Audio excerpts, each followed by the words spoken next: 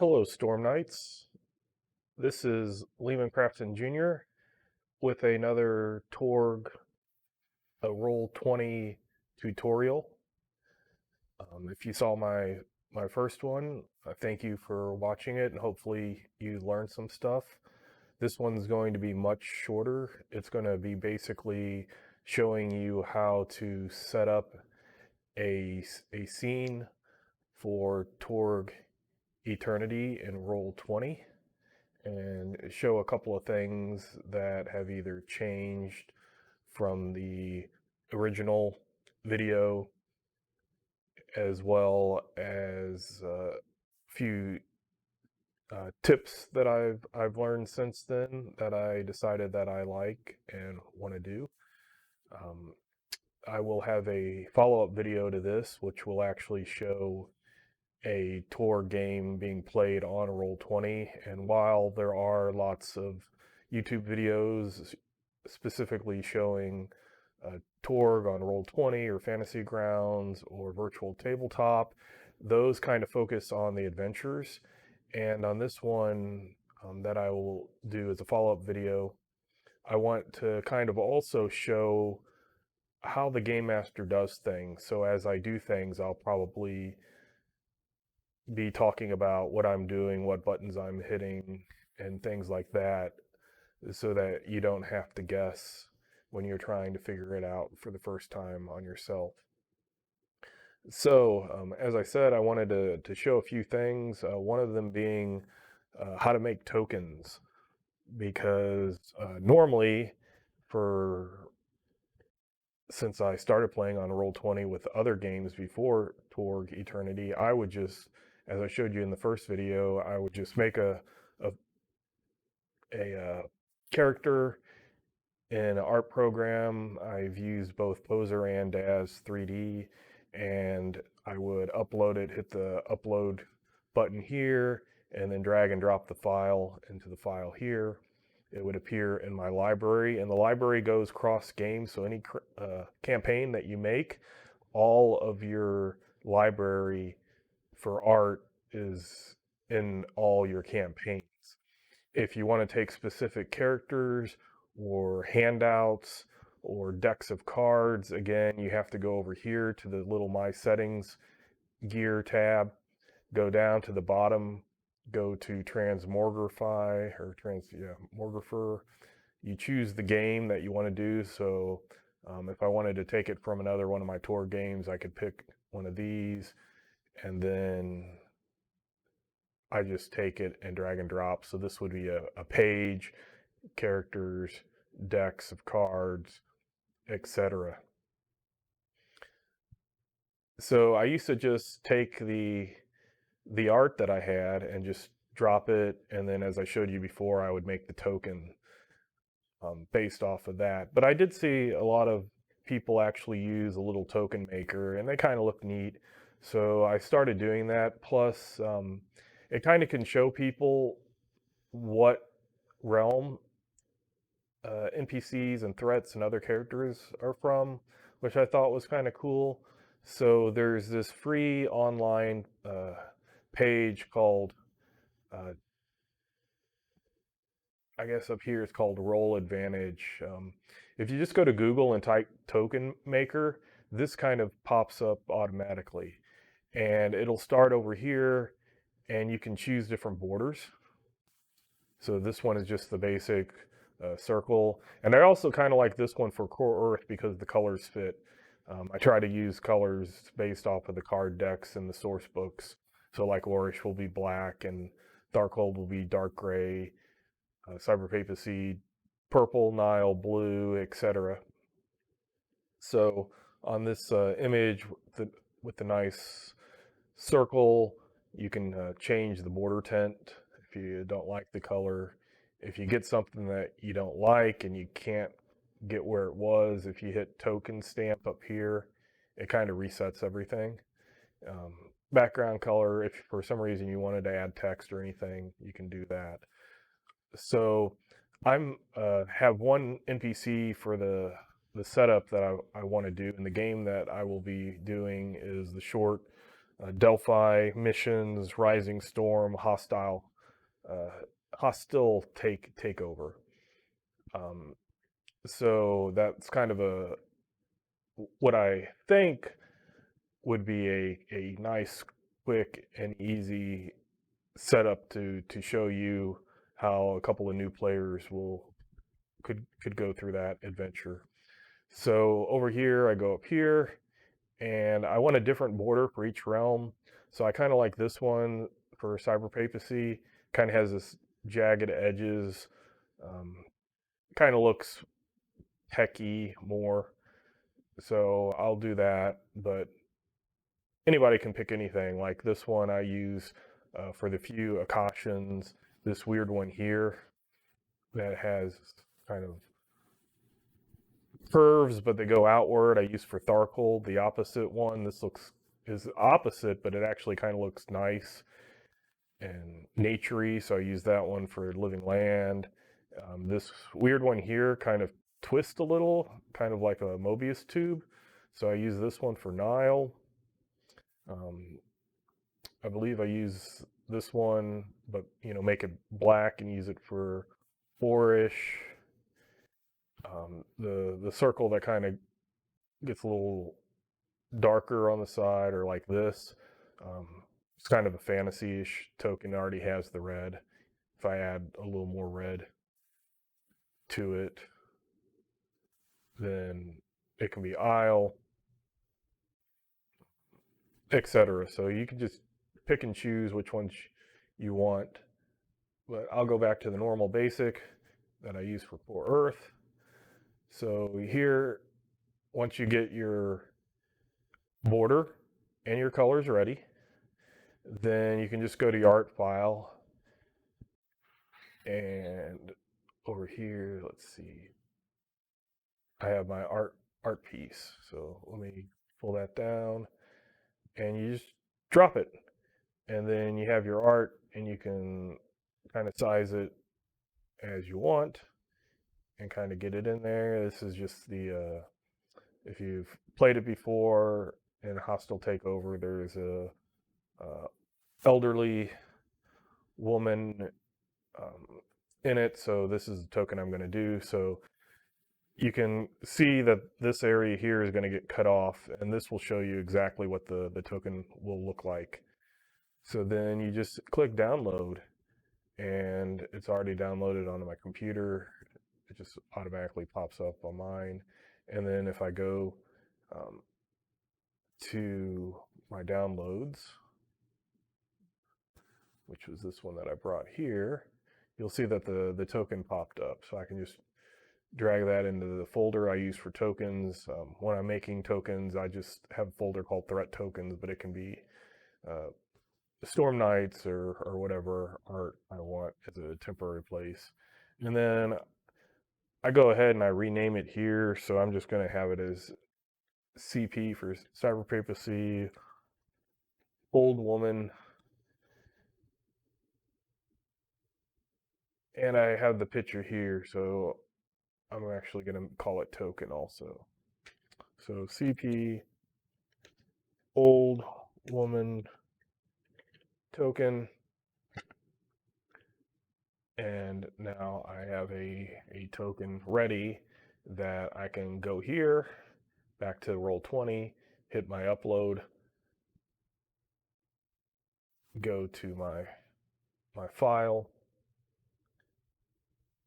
drag it over, and it appears. So I have that token ready. So when I set this up, I went ahead and I used Snipping Tool because, as you probably can see and guess, I have 0 production values. It's just me and the mic that I use when I go on Discord for my games, and tools and stuff that I use from my own self.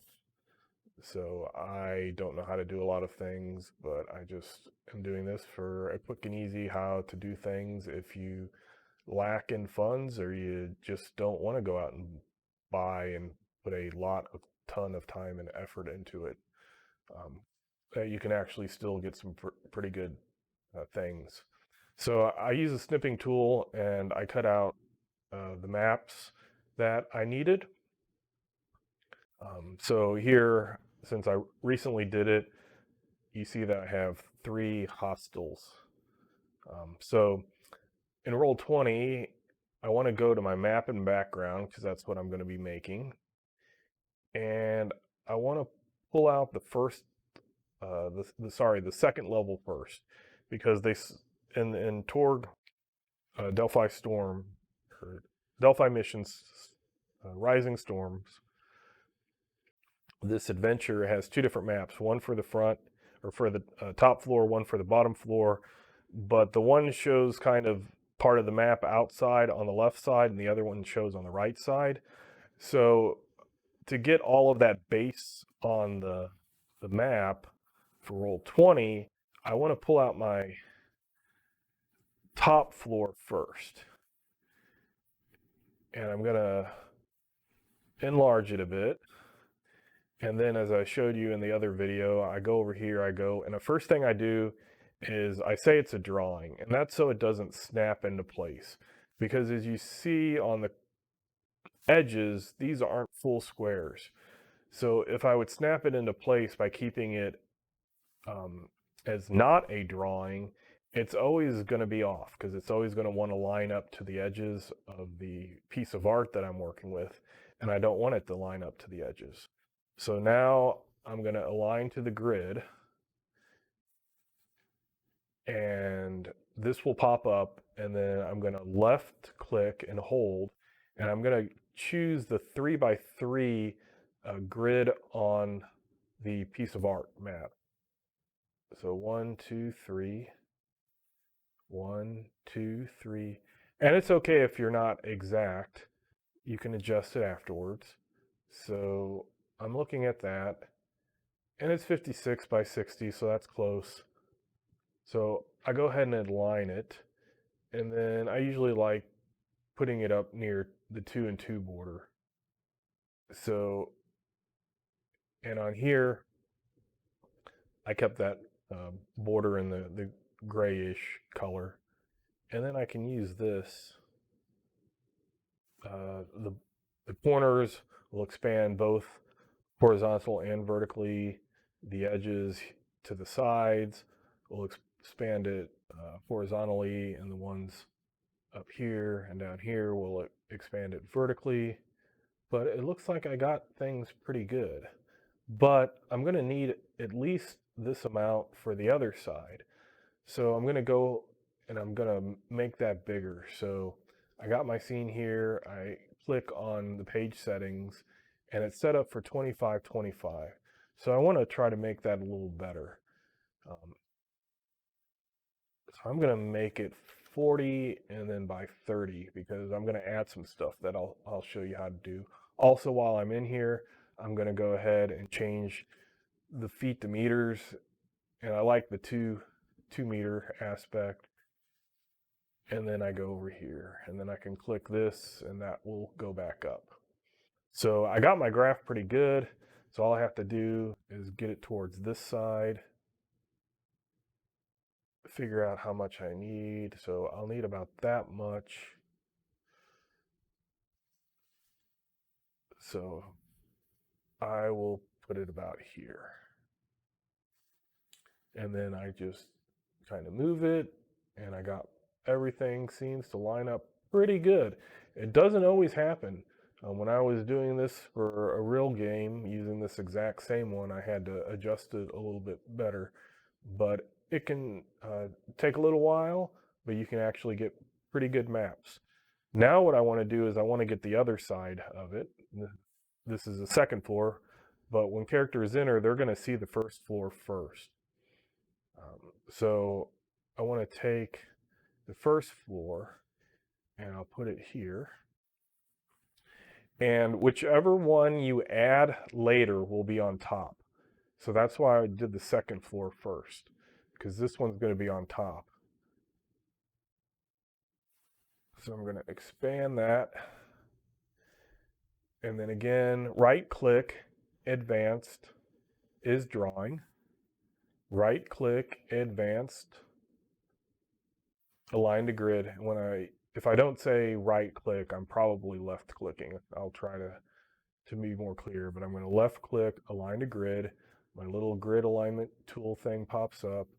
I'm going to pick the corner here, 1, 2, 3, and I'm holding and left with the left click, 1, 2, 3, or the left mouse button. And I try to get it as close as I can. Again, doesn't need to be perfect. Align to grid. And now I can kind of start working with it. I want to get it as close as I can. So it does need some adjustment. As you can see, this and that corner are a little bit higher than that corner. So I'll adjust it a bit.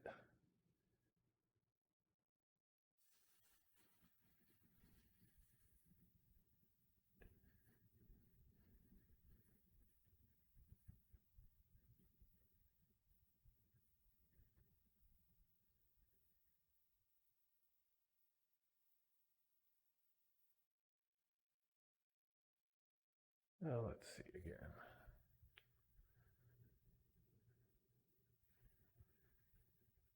As you see, here and here aren't exactly the same. So it looks like each one of these map on the background are a little further. So I'm going to move those in until everything kind of lines up there. And then I'll look at these. And these all seem to line up pretty decent, maybe just a smidge. So now I have a map that will show the whole outside and then the first level. And I also did a snippet of just the top floor. So I will bring that down, and I will again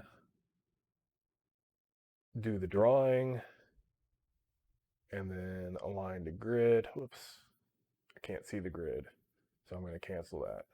Got ahead of myself, which I do a lot, but you can always change things. So now I got that. Now I can go I right click, advanced. I already did is drawing, so I'm just aligning it to the grid. Hold with the left mouse button, 1, 2, 3, 1, 2, 3. Align, and then I can move it how I want. And if I want this right under here, I can do that.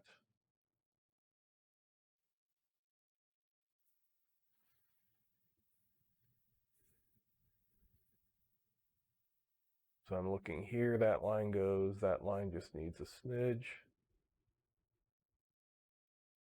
Everything else, well, this is a little off from there, so I'll push back in. And then let's see, this one needs to come down just a little on this way. Match. Everything here looks like it's matching up pretty good. So now that I have all my background done, I'm going to switch to objects and tokens. It's the second button from the top. I go over and left click objects and tokens. Now I don't have to worry about accidentally dropping things around. So I want to zoom out so I can see the whole thing. And a few things that I found that I really enjoyed when I was actually got to play in another game is having a section of the map free for players to see. I might have showed you in my other game. I don't have them here because this is a test campaign. But on my other games, I have a whole folder that has a bunch of snippets. I added handouts, left click, make a handout. And I added like the bonus chart and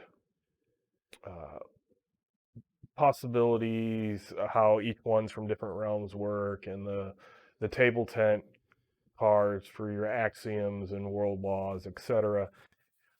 But I did find that in the middle of the game, people kind of either forget it's there because they're worried about other things, or they just ask because it's easier to ask me as the game master than to look up things themselves. So I went ahead, and if I go to my art, and this is going to be in the cyber papacy. So if I type in cyber papacy, I get a few things that pop up. So here's a table tent, and here's my possibilities. So this is a cut and paste that I did, and I just use it as a big token normally, and I just expand it so until it can be kind of read. And I do this one first because there's a lot of information up here that's not really needed by players. They mainly need this part here that says what it is. So then I have my axiom. Whoops. I have my axioms that I can drag and drop, and I can expand that. And then I can overlap that top part. So this part that they don't need, they won't see, and this bottom part, they will see. So now, if I just make sure that this is visible, I can move this.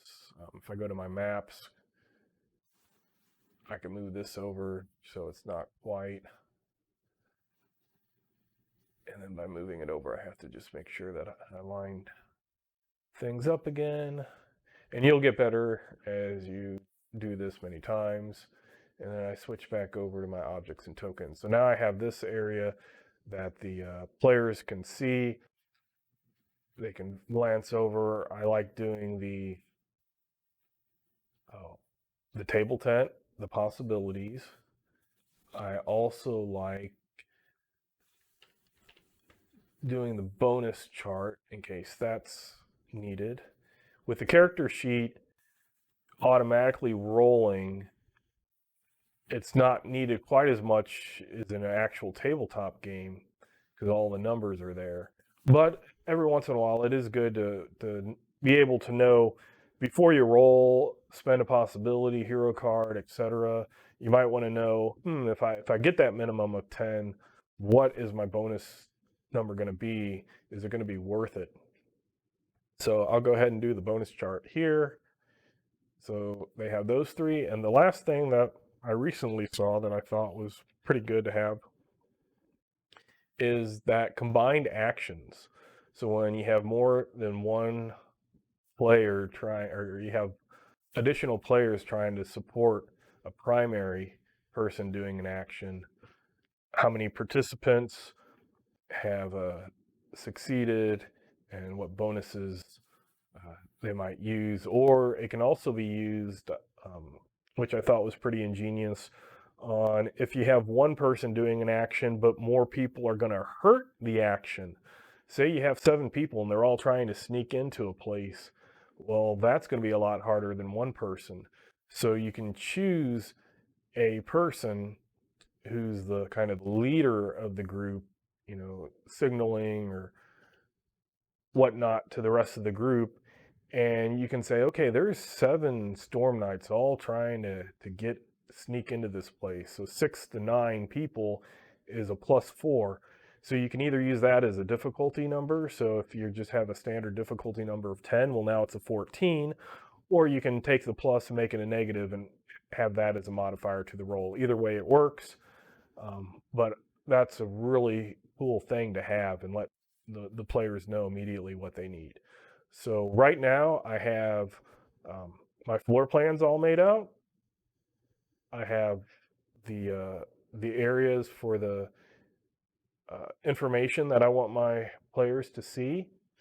And in this adventure, there's basically just one demon set up as a minor demon that is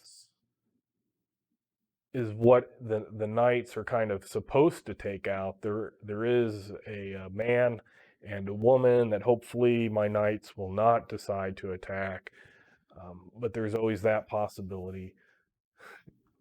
So the first thing I want to do is I want to look at my defenses, and you see that I have a demon miner set up, and I just use Word document, and I set up my own template. I found that the blank templates, while really nice at the table that they give you, um, it was just taking me tons of time to put a picture in there, and then it doesn't quite have all the defenses that I like to have. It'll have your basic thing like your dodge, your melee, your unarmed, but some of these that come up somewhat often, like willpower and toughness, they usually, I can't remember which ones those threat cards have, but they don't have everything. Um, and I guess if I wanted to, I could put faith here because faith is sometimes used as a defense. But normally, I just use dodge, melee, unarmed, intimidate, maneuver, taunt, tricks, willpower. Since sometimes it's based off of spirit and sometimes it's based off of mind, that's what the little slash is. And my players have been using this enough that they know, or I can quickly remind them that the 12 is if it's spirit, the 10 is if it's mind, and then with the toughness, the whatever's in the brackets, or sorry, the parentheses, is how much armor. So if they have armor piercing weapons, they know that they can up to 2 points of that toughness there is armor. I didn't make cards for the woman and the man because hopefully my players will not attack them. If so, I can just quickly look at the book and let them know that way. But hopefully they'll see that, hey, only the demon here is a threat card, so we won't be attacking the demon. So I have that all set up now, and I might change it if I read through and if my memory is incorrect now. But right now, I believe the adventure has the Storm Knights tracking the demon to this hostel, and they can notice these broken chairs here. So I'm thinking they're coming from this side. And to get the little ping, it's going to be my color, which right now is red. You hold left click and hold while it's on the selection tool, select move. So that's how you get your pings. And I go over here, I have my characters, I have my portrait. So in this evening's game, we got a drone jockey. Actually, he gave me his name, so I can go up and edit that. And he is going by the elite speak of Void, which one of my players who plays a Cyber Witch, when the last time they met a person who used elite speak, he was like, "That's the reason why he's an enemy, and we should take him out." But once you get this, if you go over the magnifier, it'll click out. I think I showed this before, but that's my drone jockey. And then the other person we'll have is Jean-Paul Clouseau. Oops, portrait. And he is the French Legionnaire. So we have him. Both of these are archetypes from the Cyber Papacy, Drone Jockey, and I think it was just the French Foreign Legion. So I wanted to use those, or actually I asked my players what did they want to be for this adventure, and they're starting off straight from the template. So here is the portraits. Here's that threat, and this was the one from the last video that I showed you. But if you just take them and drag them and drop them, you can get them here. And then once they're on, if you just drag again, then they'll snap to. So I'm going to kind of put them over on the side. I have these set up for the players. So this is a scout drone and this is the assault drone for the drone jockey. And I, having made some archetypes myself, I do understand that sometimes rules change, and then between different versions of books being written. So the archetypes, while we do try to go through at each step and edit them and make sure that they're the most current form, sometimes things slip by.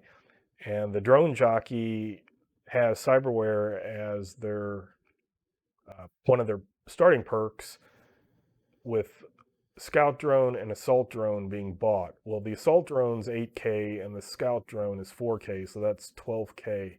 That's 2K over what they should have. But I, as a game master, I'm not going to tell anybody if they want that archetype, okay, you got to get rid of one of them. I see anything that's not quite, if you want to call it legal or raw. I figure if the archetypes are giving a little something beneficial or different, if the player plays that archetype without changing it, if they just decide, okay, instead of being inspired by the archetype, this is what I'm going to play, why not give it to them? It gives them a little something. So it's kind of like you're going to be a little restrictive because you're going to have to settle with what this archetype is, but you get a little bonus. Now, if it went the other way and say that they only had 8K, if it only came with the assault drone, I would let them spend that 2K extra. I'm not going to take away from a player, but if I need to give them a little something to get that archetype into the start, I definitely will do so. It's what I did with the old templates, the old tour game. Um, a lot of them had a huge list of skills, and I would tell players any of these skills, even if you don't have an ad in it, I'll consider them trained just at whatever your base attribute is.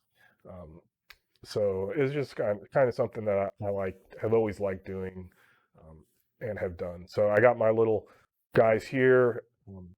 The player who's playing Void, since I have the scout and assault drone put in his name, then he can just drag and drop these as he uses them. So I got these two guys here.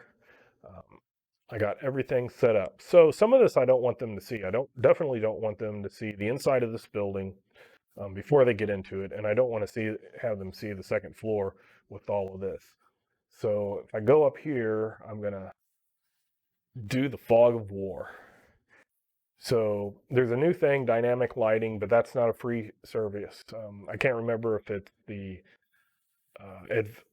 I can't remember what the middle one's called. The top tier uh, is pro, and there is another one in it that's a middle one. But one of these you need for dynamic lighting, and I'm trying to make at least these first tutorials for if you're doing things and you don't have the funds, or you just don't want to uh, pay money for the little things like dynamic lighting and API scripts and things like that.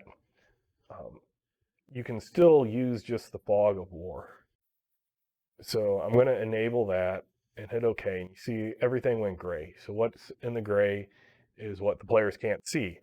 Um, and a cool thing that I did find out just a couple of weeks ago, um, you normally have this player flag, and like they're set up to go here. So if I show you when the players first arrive, they're going to come into this little blank map.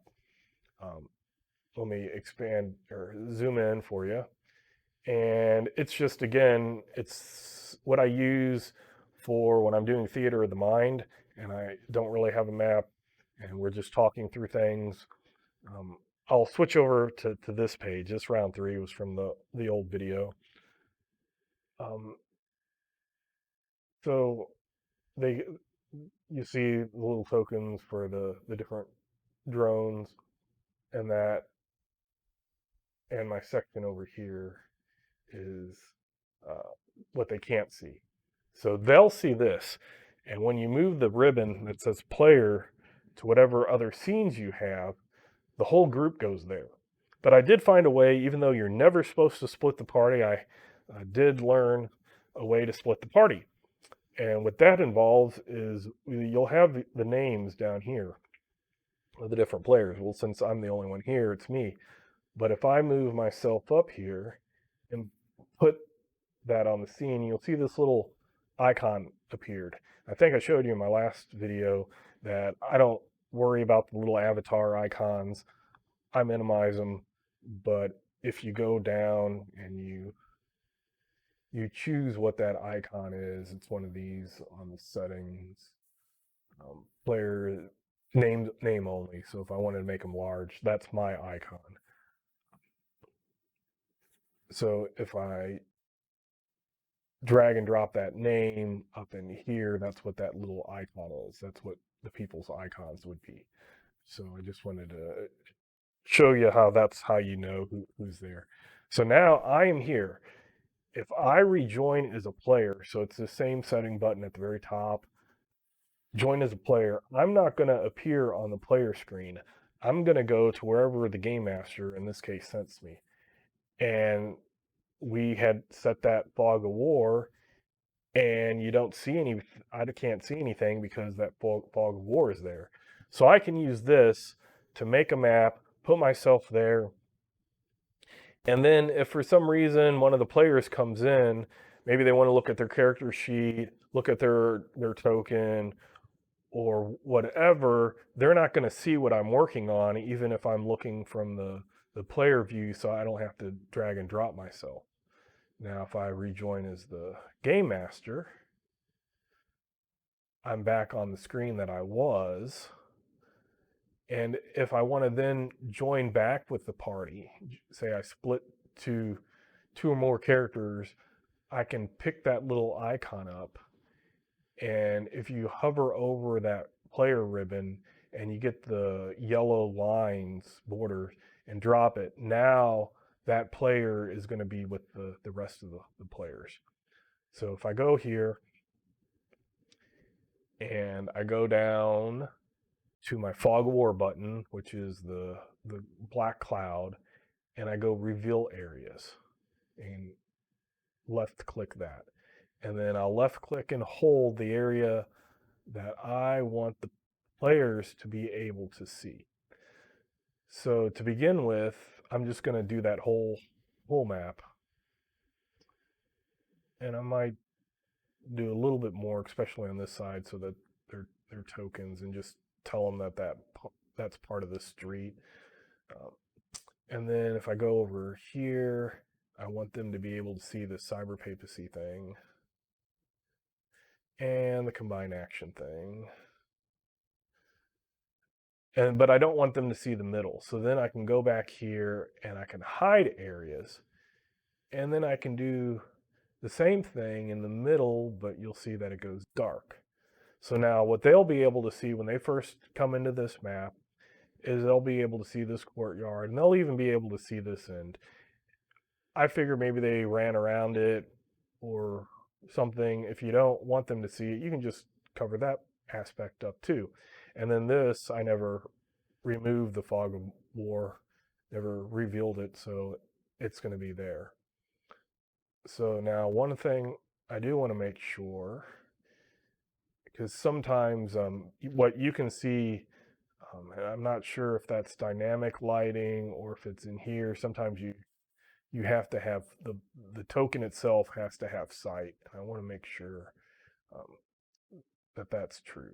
So if I go back up here, select move, double click, advanced, and I want to make sure that they have sight so they can see what's going on. Advanced, click that, have sight, change. So now I want to drag and drop myself onto that map. And I want to go and join as a player.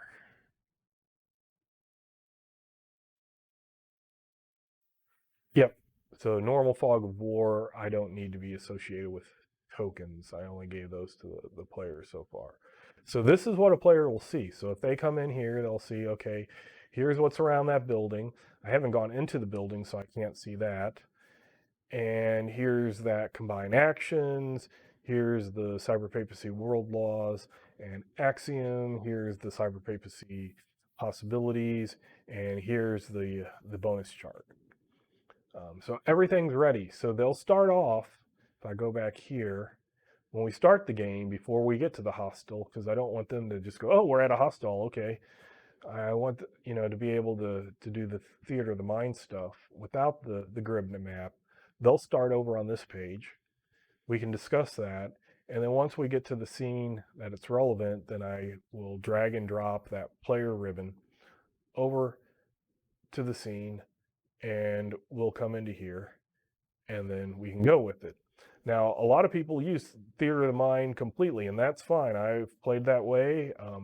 For Old Torg, I game mastered that way the entire time. I never used battle maps at all. Once my players got to Roll20 a few years ago, they just loved the battle maps. So I started using battle maps with Torg.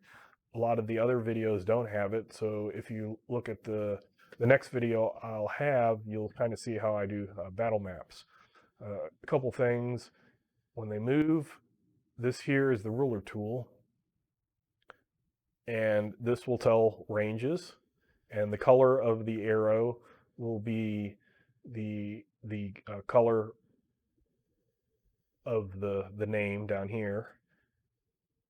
And a neat thing that I recently found out is here's a wall around this area, and here's the entrance. So if a player wanted to go there, if you use that arrow tool and you get to a spot and then you hit shift, or is it the other click? Sorry, it's not shift, it's the other click. So let me go again. So you go here, you go up, and then you're doing this by clicking and holding the left mouse button. Now, if I click the right mouse button, it will stay there, and then I can go further. So it took 12 meters to go to here. It takes 14 here, 16, etc. And then you can just do it as much as you want to figure out how to move and stuff like that. So that's kind of fun, instead of going, okay, it's 10 and now it's 6. It's 2 meters each. So if I look at the character sheet for Jean-Paul Rousseau, then he moves at 8 and his run is at 24. So if he wanted to get here, it was 16, so he's going to have to run and have a -2. I can't remember if I said this in the previous video, but I always say, as long as you're not needing the firing into melee rule, allies can move and shoot through each other without problem. Basically, they're Storm Knights, they're trained a little bit, they've probably worked with each other before, they've set up some type of system that they're not just going to claw or shoot their allies in the back.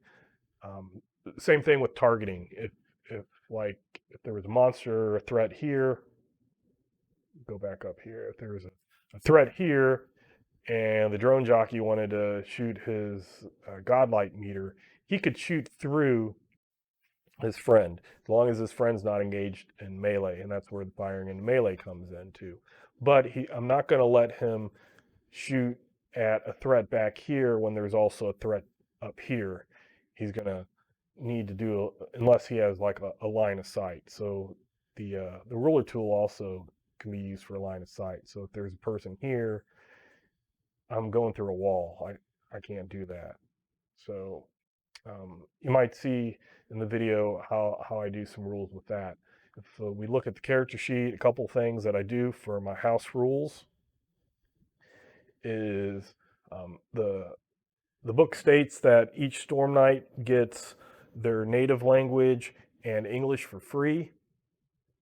I put those under the custom skills, so I go up to skills, left click, choose the custom skills to show that. Oops, sorry, language skills. So language is here, that pops down, and then French. I put free and free. I guess I could make them both capitalized. So, and if I could spell English correctly, um, I go ahead and give ads. Their native language, I'll give 5 ads, just that they're absolutely perfect in the language. The English free is 3, which is considered that you can understand and probably speak some dialects and that. If they add more though, then they're going to have to spend experience, and then I can just add that and type in whatever, and then add a 1. I'm going to modify it and take it away. So I do that. The other thing is reality. Is I use the charisma house rule. So I changed that. So that's ready. Let me check the other one to make sure I did that. 5.3 English. Oh, I put these under custom. So I probably want to do those under languages instead. So if I add a language, French, free at 5, and English, free at 3, then I can do that.